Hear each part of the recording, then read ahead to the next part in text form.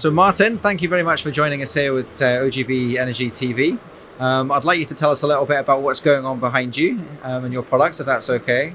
If you could start with maybe a little bit of an explanation as to your two products that you've got on the show today.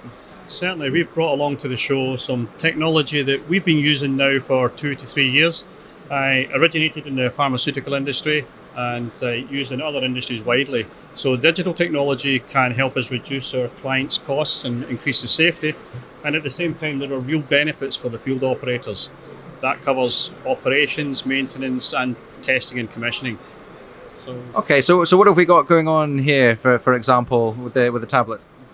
So what we can do very easily in the field is by populating the field with QR codes or similar, we can actually use these as a window, and a window really to access the data that's behind each device. So the client, the field operative, when they're in a hazardous environment, we want them to be as effective as possible. So by linking all the data that they need, and it could be a test sheet, it could be a technical document, or it could be the process information live from the control system. We can do that quite simply by using field devices such as this.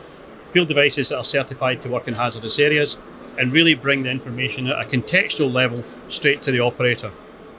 So as the technician's in the field, he'll be scanning those QR codes and they'll be feeding him information on what's going on the process plant. That's correct, and that information, as I said, can help him test it, can help him repair it, or it can help him maintain it. Fascinating, and you were talking a little bit as well about some of your augmented reality technology. Yeah.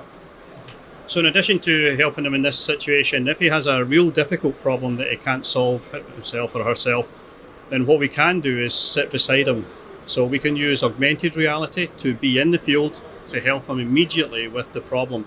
In a lot of cases it takes us some time to get a technician or an expert into the field to help our client. This allows us to do it almost immediately.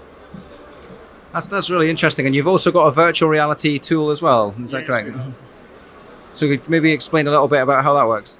The virtual reality is slightly different. We're using 3D models, which we're creating now more and more, to actually build in simulation and testing environments. So we can use that information very easily to do testing outside of any hazardous environment and really make sure that by the time the operative goes into the field, they're robustly tested and qualified to do the task. Fantastic. And how's that being received here in the Middle East? Yeah, there's been a lot of interest in it. I mean, anything really now, it reduces cost and at the same time increases safety and compliance. So we've seen some good interest. We'll be following up with a few operators and a few of the engineering businesses that have been here today. Well, I know you've got a presentation to run off to in the next 5 minutes, so thank you very much for talking to us, and I hope you have a great rest of the show. Thank you very much. Thanks.